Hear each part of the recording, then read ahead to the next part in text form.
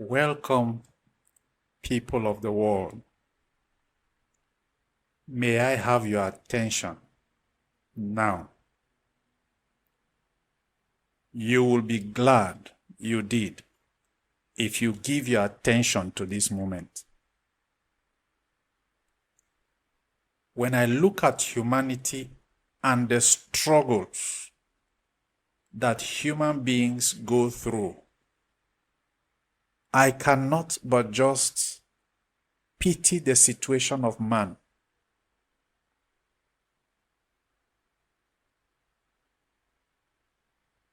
The state of man in this present day and age. But right now, I have something very vital to pass across. A very vital piece of information that will surely help everybody in creation. I said help, and I mean help. Help is not assist me in what I am doing. That is not help. Help is not support me in this venture that I am into. That's not help. Help is when somebody who has struggled so hard has gotten to a point where he is so confused that he doesn't know any more of what to do. Then he cries out for help. And when that help arrives, what the cry for help means automatically is that you hand over to the one who knows what to do, because you have so far done so much and it hasn't yielded the results. Those desired results that you don't have and you cannot have, the one that has them is your help. That is the perspective with which I'm using the word help. So don't think that it is to help you continue or to win what you are doing, to fine-tune what you are doing. No, what you're doing has no direction to where you will get desired results. The human race was not a race that was created by human beings themselves. So it has to be the one who brought about humanity that will send help. And that's why I said, you will never regret giving your attention to this voice to actually receive this piece of information, because it will help. First of all, I want to make reference to certain parts of the writings in your Bible. And before I do that, I want to make this clear. What this is not about Christianity. It's not about religion. So whatever religion you belong to, just keep it out of this occasion and listen. First of all, the Bible was not a writing for Christians. It's only Christians that took it to identify with it as what forms their religion. Everything written in the Bible refers to mankind, human beings, man, humanity, everybody. So it's not a religious writing. And secondly, it was not written for men to carry and read, because there's nothing in it that you can understand the perspective. It was not meant to be understood. It was written so that the one who has the duty to perform the things that are written in it will perform them when he comes. And by the time he arrives, it will never be necessary for him to make reference to the book. He will never make reference to the book, because The book was already written about him and the things he has to do. So when you, that it's not your business to perform the things that are written in it, carries the book, everything will just be a show business. That's why an account in the Bible showed where when the one who is designed to function in the event, in the things that are written about him comes, he will show you. He went into where, he had to go into where they are gathered with the book. He didn't come with a book, but he just demanded that one who has the book bring the book to him. So he opened where it is written, "The Spirit of the Lord is upon me. He has anointed me to preach the gospel to the brokenhearted, to heal the sick, to do this and to do that, to bring redemption to humanity." He said, "The Spirit of the Lord is upon me because he has anointed me." He's reading it from the book, but he's telling you the right things refers to him, me. And then he handed the book back to the one holding the book. He didn't bring a book. He didn't bring any writings, but he just read what is written about him and then gives you back the book. Now, it's not you it's written about, but you have the book. It's not you that's been anointed, but you have the book and you are reading what's written in the book. Both you and the book, without the anointed one, what are you going to achieve with it? Just tell me. And so, when I say the Bible was not written for men to carry and do what they are doing today with it, you will understand what I mean. Back to the references I want to make to that book, the Bible, the writings. In John chapter 1, verse 18, I think that's where it is. John 1:18. It's written there that no man had seen God at any time. No man had seen God at any time. The only begotten of the Father, the only begotten Son of the Father, the only begotten Son, who is in the bosom of the Father, he had declared him. What's that statement supposed to mean? Before I reiterate back into that statement, I want to make this statement clear to all of you. There is no such thing as no man can see God. There's no such thing.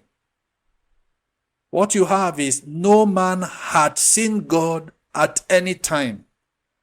And that is so because it has to be so only for as long as he has decided that no man will see him yet. That is not to say no man shall ever see God. That's not what it means. And that is why it's a misconception that he creates in humanity so that they cannot discover the things of God. That's why he makes them reason things the way they reason them. That's no reasoning of God. That's no reasoning of the perspective of creation. That's no reasoning that comes from the plan for which those things were written.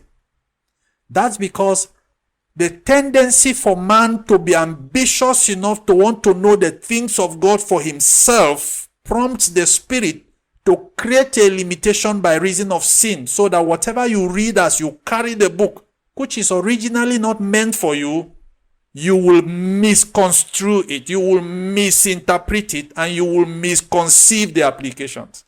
That's exactly what he wants to achieve, and he has achieved it perfectly. So that his secrets will be buried as secrets, waiting for the one who he will reveal them to apply to the world and be the help that man needs and will have. So there is no such thing as no man can see God. That's what your people will tell. That's what men will tell you. That God is just somewhere, he's invisible, he's some kind of space, air. You know, that's the way God is described. But that is not who God is. So you have in John 1:18, no man had seen God at any time. That's because it will be so only for as long as he chooses to keep it that way. But someday, he will be able to let someone to see him. And let some men, some people, some humans to see him. That is when help begins in a generation. Therefore, take note of this part. That yes, that no man had seen God at any time had been because he had not let any man to see him yet. And therefore, if no man had seen God at any time up to the moment of the now, where do you know God from? How would you ever know what you have never seen? And therefore, if you consider that expression, you will understand that the God every man cries to, he does not know him, because you have never seen him. You cannot identify what you don't know, what you have never seen. You cannot look for what you have never seen. And therefore, let it be clear, very clear, that that expression you have, that no man can see God, is wrong. What is written is that no man had seen God. And that is because he has not let any man see him yet. Because if he must help a generation, he must be around to be seen, so that a generation can know and can hear from him, know about him, know from him what they ought to do, and see changes from the influence that he carries as God.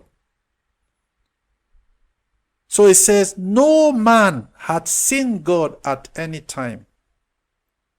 The only begotten Son, who is in the bosom of the Father, he had declared him. What is that supposed to mean? It means nobody can identify God. He will identify himself and then let you know him. It's as simple as that. The second reference I would like to make, which defines the program of creation, which of course I will take time to explain in perhaps another episode, perhaps another moment of information that I would give out. It's a reference in Romans 8:19 to 22. In that account, you will see where the declaration there says, for the earnest creature, for the earnest expectation of the creature waited for the manifestation of the sons of God. I don't want you to misconceive that statement. He said, the earnest expectation of the creature, which is you, human beings, the human beings, humanity in general, every human being on the face of the earth. He said the earnest creature, the earnest expectation of the creature waited for the manifestation of the sons of God. The next one says, for the creature was made subject to vanity, not willingly, but by reason of He who has subjected him in hope, not willingly, but by reason of him who had subjected the creature into that vanity state in hope. That hope is not the hope that the creature has. That's what you must know. Because no matter how much hope you have, if the one who designed the hope does not actually determine to come do something about it, your hope is useless. So the hope is in he who designed that program. Now, what's important in the reference I'm making for you is the fact that every program of humanity, the struggles you go through, were designed from the beginning that you will never succeed. So when you see the failures going on, you should understand that is the program. There is no way, if you reason rationally, that you would believe that a government will work to fail. Nobody does that. Right from the inception of governance, when the system of governance was put in place and men began to function in it, there had never been any time that they gather in their summits, in their meetings, in their security meetings, in such forums to discuss issues just to run down their country, just to run down their people, just to run down the people they lead, run down their nation. No such thing. They don't meet to create insecurity. They don't meet to create lack in the people. They don't meet to create scarcity of resources. But they just realize that in spite of all the meetings and the summits, the trend is that the thing just run downwards. The downward drain, the downward trend. Things go worse as the years run by.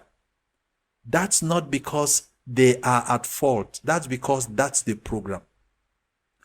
And I want you to understand what contradicts that program. That's your effort.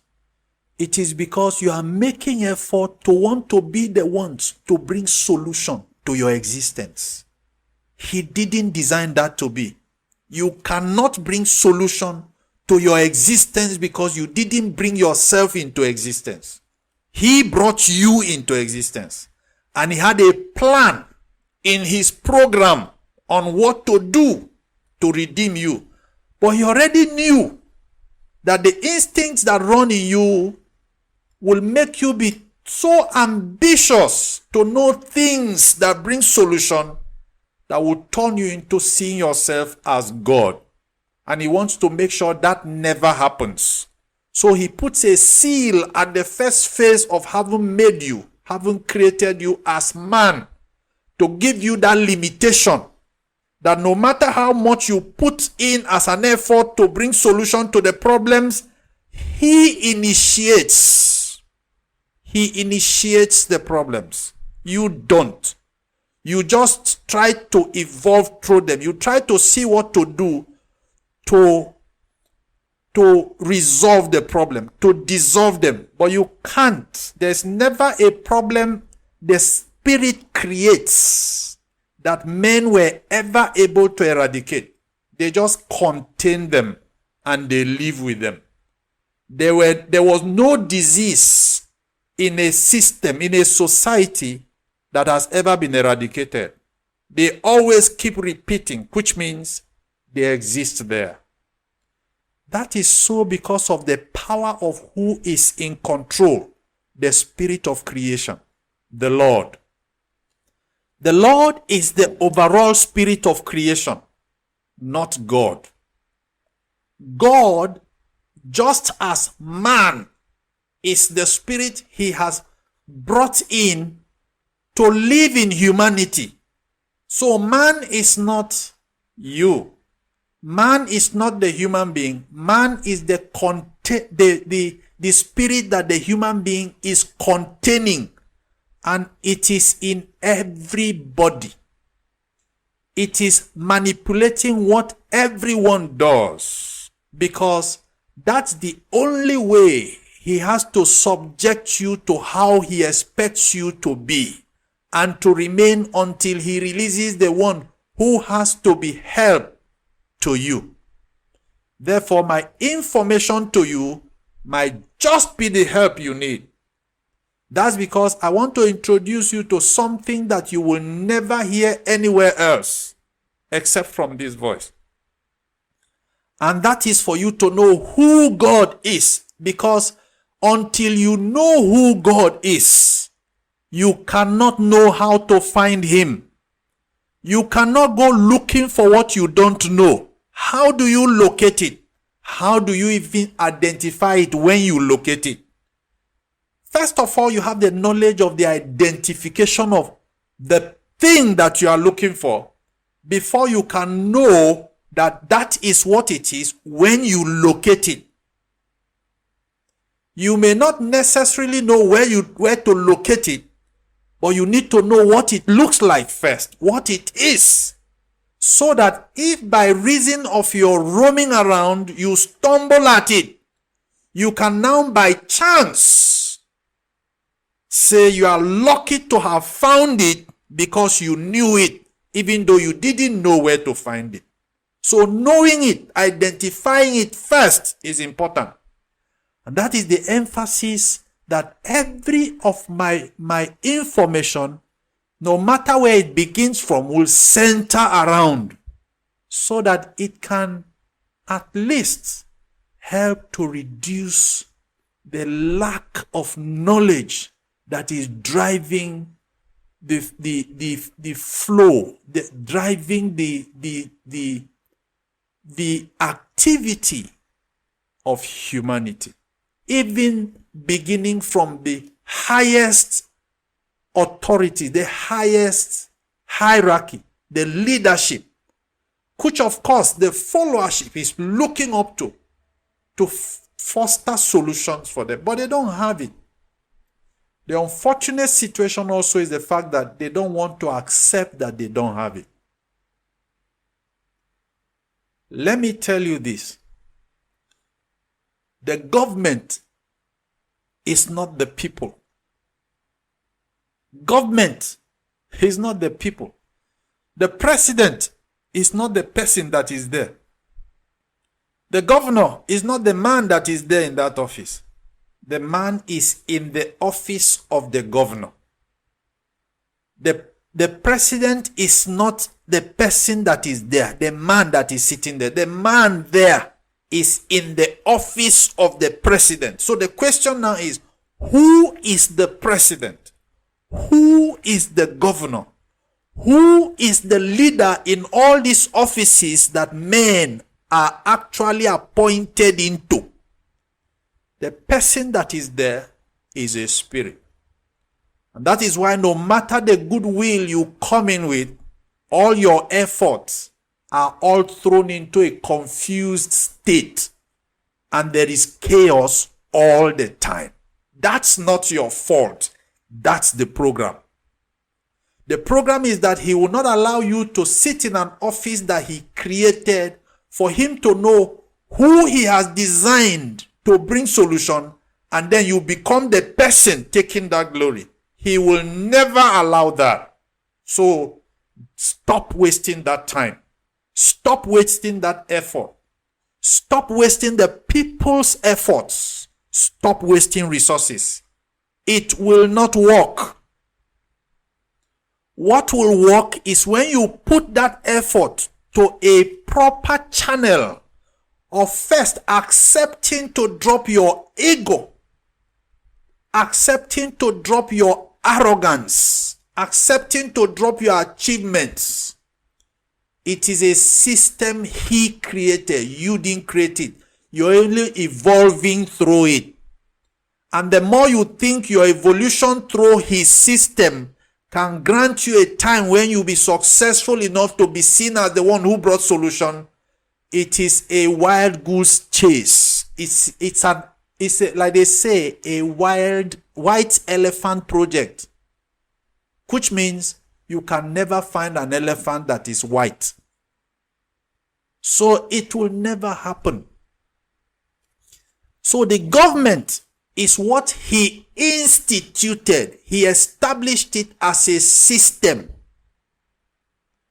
And then let humanity function in it and be busy while they are waiting for when he brings the final course of action for solution.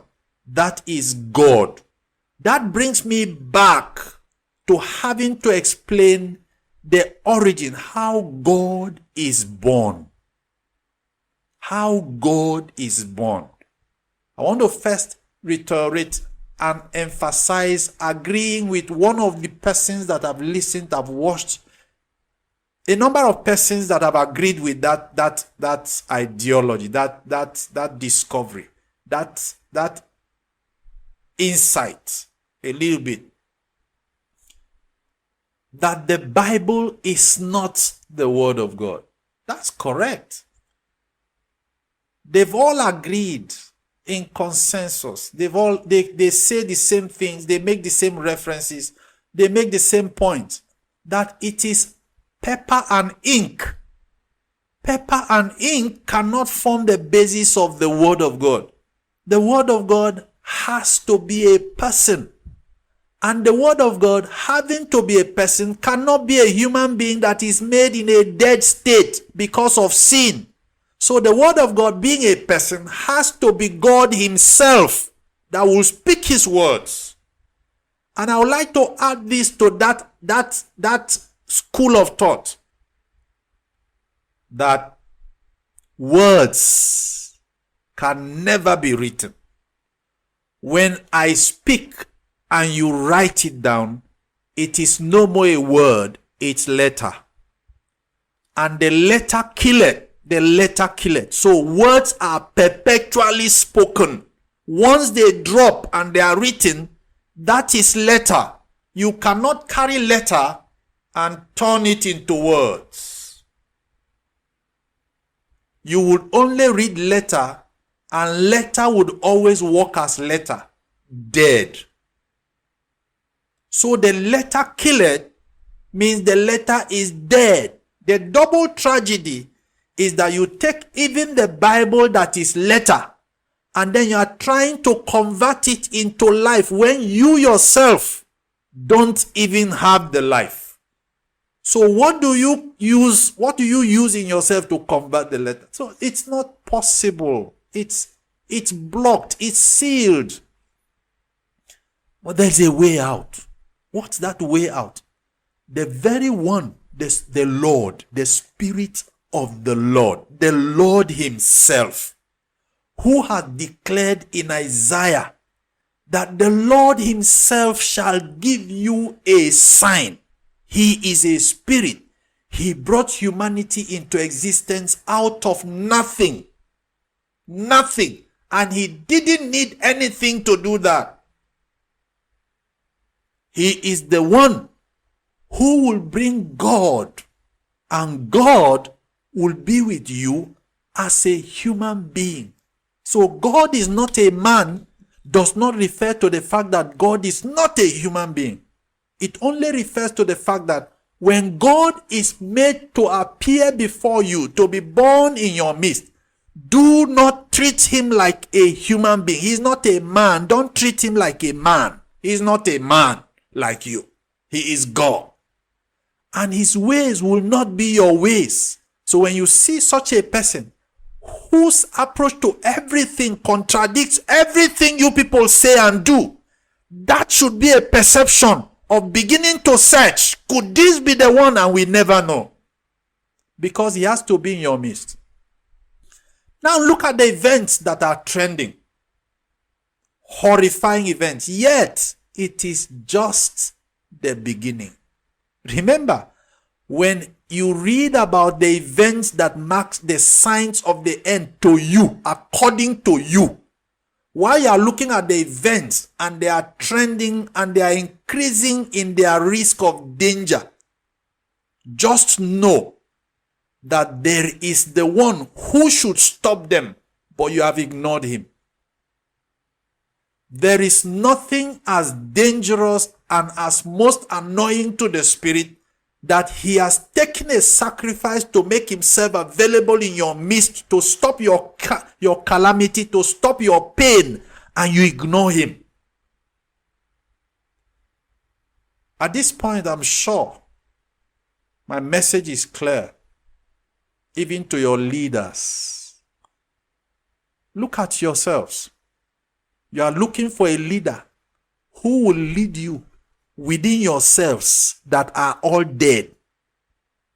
You are looking for a leader who will lead you in spite of the fact that you are all dead in a world that only death exists. There is no life.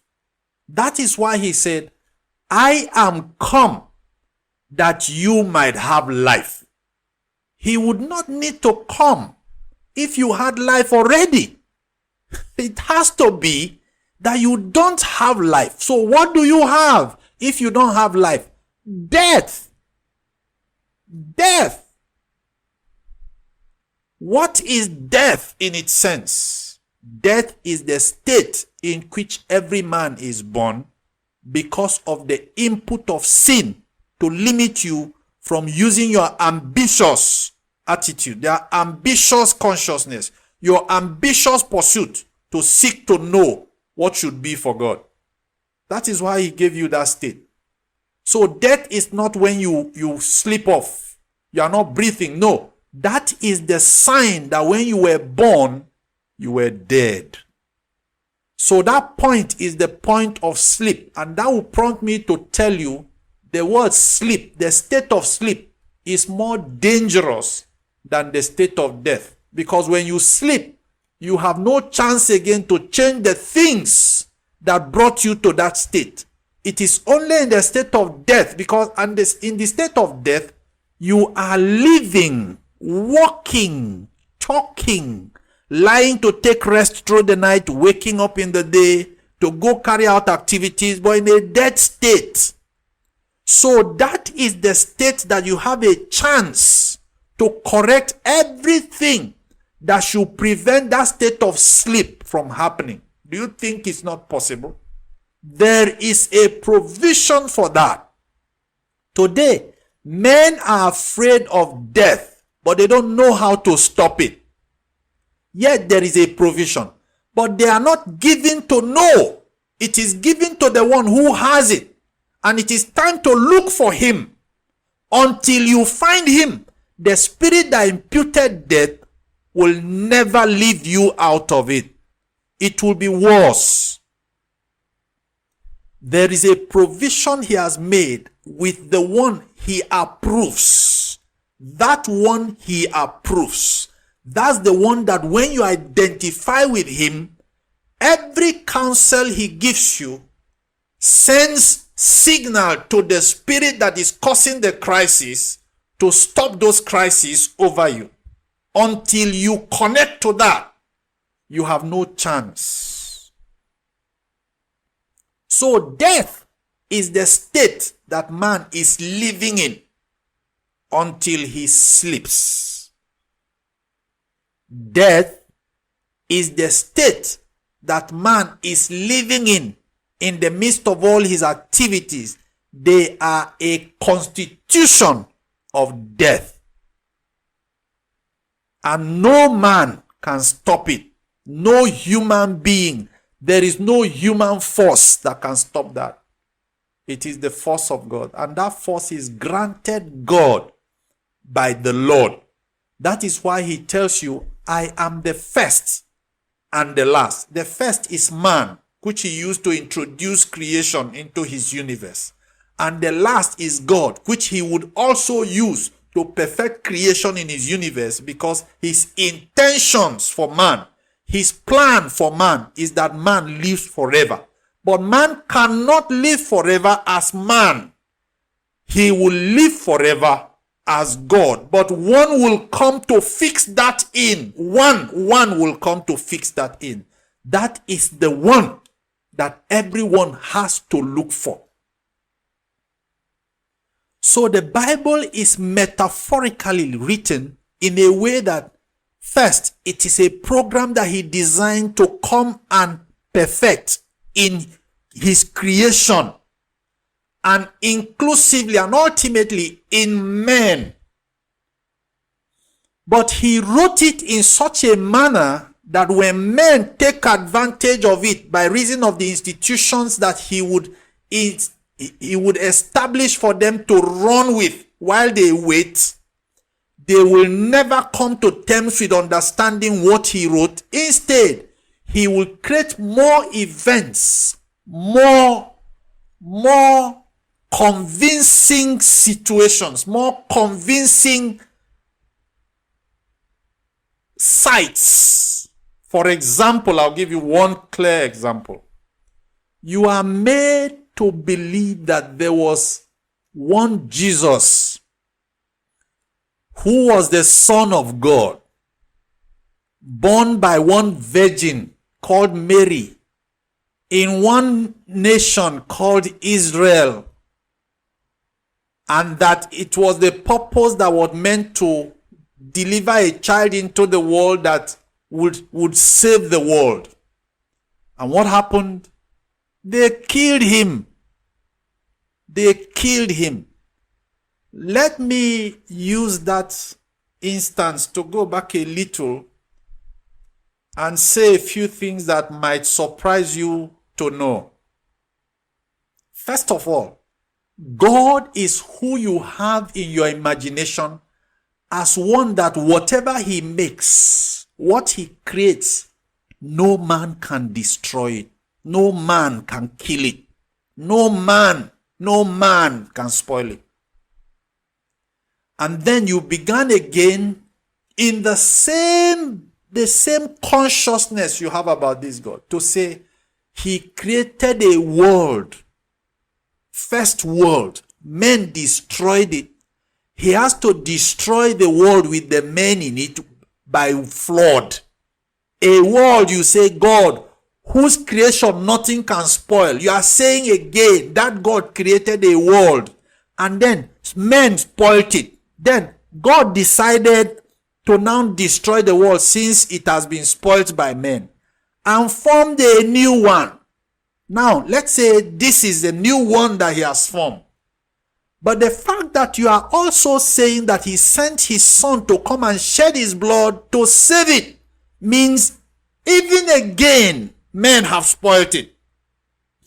And you are now saying at the state that it has gone even worse in your eyes, the God has sent his son to have shed his blood a second time, apart from a first time of destroying it by flood after men spoiled it. And then a second time that they spoiled it and he sent his son to come shed his blood. And this is a third time that you are still expecting him to come back again because it is already gone bizarre. Are you talking about that same God with that same power? Obviously, you don't know who God is. And that's because who you are talking about has not been shown to you yet. Because if God has the capacity, of course, which he has, because when he is made to be present with you, it will be shown to you that capacity. But because he has not been made to be present to you, you have not seen that capacity. But the one who is going to deliver that capacity to him has given you instinct, declaring in you by your instinct that that is who God is. Yes, that's his capacity. But he hasn't brought him yet.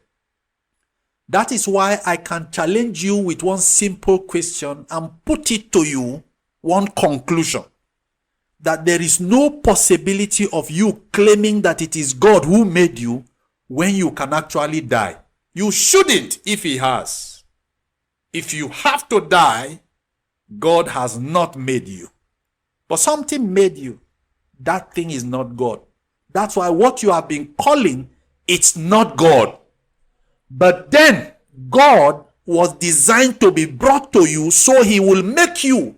It is after he has made you that you can see the product that God makes, that truly nothing can spoil it. Nothing. And what makes it that level of mystery is the fact that he looks even more ordinary as a human. Yet, the force, the power, the authority that is attributed in him is insurmountable. You cannot stand against it. Yet he's human, looking like you, but he is not you. He is not like you. That's who God is. Therefore, you have to understand that the metaphoric writings that said to you that it's written as if a virgin gave birth to a child in this world, and that child is of God, and men could kill him, should tell you that could never have happened. And that's why everything written in the Bible is never history. It is written to prove men. Men claim to love God in their instincts that they have, but it is God who will come to prove to them that there is no love outside God. It is God who loves. It is not man. Man can only count on what he can gain out of the interest he shows on what he likes. But the gains that he makes will come out of the love that God lets to you to make those gains. So it's God who loves. It's not you. But he will come to prove you that you don't love anything. And so that metaphor is what you should just understand. It is not a book written about events. There are no names there used that are humans that existed. They are significance of what he will arrive in a generation and make happen as episodes in lives. So don't be deceived, even though you already are. And if you want to count on deceit, who is the deceiver? Human beings don't deceive. Every human being is born with one clear sense of unawareness. But as you grow, you begin to see that there is something that is being introduced into your system. How do you know how to deceive if the one who created you did not put what is called deceit in it? Do men create deceit? If you make reference to a Bible portion in John 19:11, that account is an account significant to what he has said. That account is an account where Pilate, when they brought Jesus before him, he was talking to Jesus and Jesus refused to answer him. And he said, "Are you refusing to answer me? Do you realize that I have power to crucify you, and I have power to let you free, to set you free?" And he answered, "You have no power to do any of those to me except the power is granted you from above. And therefore, it is he who handed me over into your hands that had the greater sin." So who is the sinner? Who is he referring to as the sinner? The sinner is the Lord, who made man and imputed sin in him. So in this case, who is the deceiver? The deceiver is the Lord, who made mankind and introduced deceit to them. Because if he did not, there will never be any such thing that they will see to do. Therefore, How do you say he created this world and evil spirits came in? From where? I want you to understand that everything you refer to as evil, everything you judge as bad, everything you judge as devilish, satanic, that is satanic, it is him you are judging, and you are entering into more trouble. He sets humanity in the pace that they are running for his purpose. Keep your mouth shut. Stop judging one another. That is a sacrilege. You are calling upon yourself. You are causing a sacrilege. And you are calling bad judgment upon yourself. He knows the way he set the world is wrong, but not bad. It's just good for him. Because if he doesn't do that, you will be God yourself. Already, it is not far-fetched. Man has claimed to be God. They are still claiming. But they don't have the influence. They don't have the influence. The influence they have is subject to that of man. Dead state. Man that is a sinner can open the eyes of men who have lost sight. That's no big deal. That's no mystery of God. That is the mystery of the spirit of man.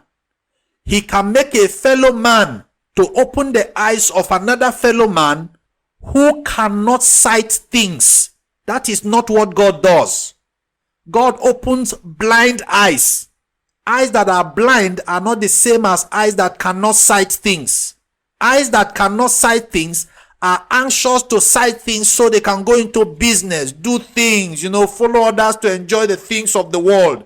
That's what it does. So a man you see shouting and claiming the power of God in terms of a man trying to open the eyes of a man who can sight things, and suddenly the man's eyes open. That's no big deal, bro. That's what the trick of the spirit that created man decides to use and keep you feeling like you are busy doing important things. God does not open the eyes of a man who cannot sight things. He opens the eyes of the blind to see. That's the eyes that are inwards to understand. And let me give you an instance so that when you encounter God, you understand what I'm relating with. What I'm relating to. Eyes that are blind. I want to show you how they are opened. A man was said to have born blind, and the question is, whose sin was it that made this man to be born blind? And the question I will ask you is there any man in humanity that was born seeing? All of you. Is there any man, any child born from birth and you are seeing? Every man is born blind. That's the significance of that statement. So nobody has to sin to be born blind. It is the program of the Creator to let every man be born but blind, because sin is available to keep him blind. So even when you start citing other things, citing attractive things, citing human beings, it's still the state of sin in you. You are still blind, but you can just cite things that excite you. And then the limitation of those who, by virtue of some biological concepts, they can't cite. Then he now puts a game within men, most of which claim that it is the calling of the spirit. No, that's the instincts he gave them. You cannot be a false prophet if he does not raise you a false prophet. You are not a false prophet because you want to be a false prophet. Nobody wants to be a false prophet. But you will function as one because you have no choice. That's what's given to you.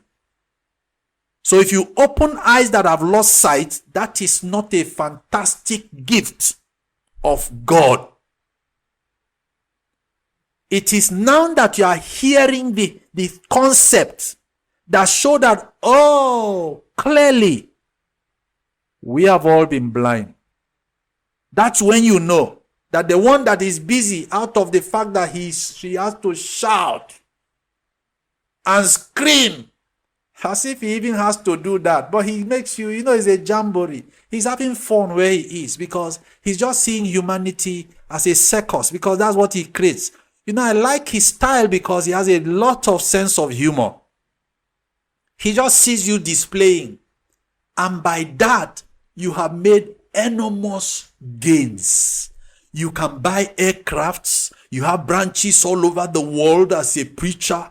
You are traveling all over the place. You're having recognition by people. I want to tell you, that is nothing before God.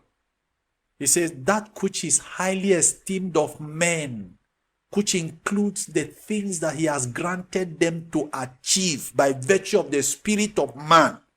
He says an abomination before God. When it comes to God, you will see mysteries. The mysteries are the ones you see and you will know this is the finger of God. And to open your eyes a little into what God signifies. The program of arrival of God, the arrival of God from Genesis, shows you that in the beginning, God created the heavens and the earth. Let me touch a little into that. Creativity is an insight. When you see somebody who constructs a wonderful, beautiful looking equipment, you say the person is creative. In other words, he saw inwardly how that thing should look and operate, and then he started making it to bring it out. So creation is insight, it's not making, it's just seeing. So the arrival of God is in the midst of when people are existing already, which the Spirit has made. But when he brought God, because of the Spirit he has in God, God saw that there's something that is different from the earth state of humans and the heaven state of himself. So he saw that. And one of the things that you see as you read down, you see where he tells you, and God created man, male and female. So God saw that man that men had decided to tag as male is actually male and female. So man is the existence of humanity by the spirit of man, male and female alike. And the only thing that will change that state, because they need help, which will now bring the fact that God has come as their help to show them how to become woman, brings woman as the state of submission that the male and female has to give to God before the world can turn out perfect for them, good for them, sweet for them, painless for them.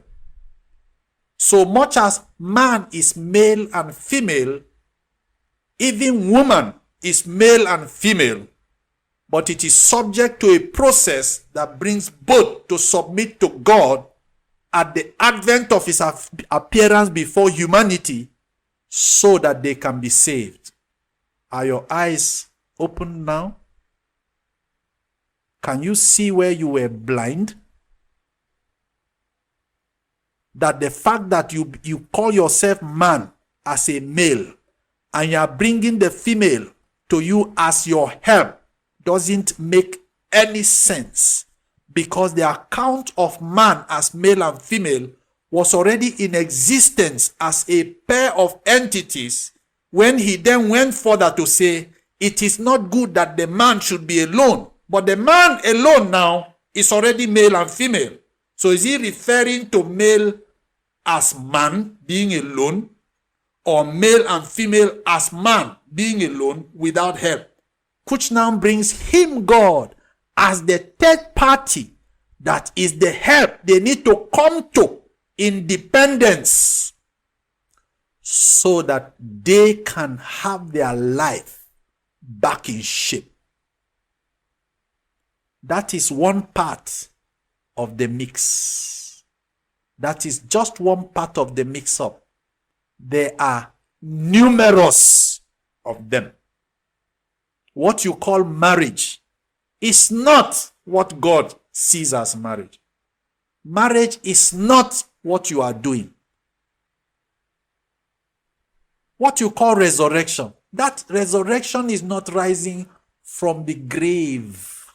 That is not resurrection. But all that your eyes shall be opened into, your blindness state, your blind state shall be redeemed from when you find him. I am saying my own because I found him. You go find him. When you find him, that's all. That's all. He will open your blind eyes. He will make you not to be lame. That's another aspect of it. He makes the lame to walk. He makes the lame to walk. The lame. The lame. What does it mean to be lame? When you give an idea that is useless, it's yet an idea, but they say it's a lame idea. Lame. That is because the idea will not work. Lame does not mean that you don't walk. Lame means you walk a lot all over the place, but it never brings solution. At the end, it's still death. So you're lame. So when he makes the lame to walk, you discover that you even see that you don't walk around anymore. And the little work you do brings enormous results, tremendous results, successful results, results that remove death from the equation. And life is constant. And this will finally bring me to making this clear. Life is not short. I hear men who say life is short. You have to make the best of it. That's why you have to make the best of it, because that's your consciousness. What can you make the best of from something that is short? Life is not short. Nevertheless, life is not also long. There is no such thing as long life and prosperity. Whatever, however long a thing is, it can only be as long as it would be. When it comes to life, it is neither short nor long. Life is eternal. It doesn't have a measurement time. Life is eternal. And when you have eternity, you have an eternity to fulfill everything. Why would you hurry? And that's why you have the saying with you that he gave to you. There is no hurry in life. But you hurry in your living because there is no life. It's death. So you're hurrying to achieve before you will die. So you don't have life with you. It's death, and it shows in how you walk. That is why you claim that life is short. That's because in your consciousness you think what you have is life. But what I want you to know that you are responding to is because the one who made you created you existing in an atmosphere that shows that there is no life, is death.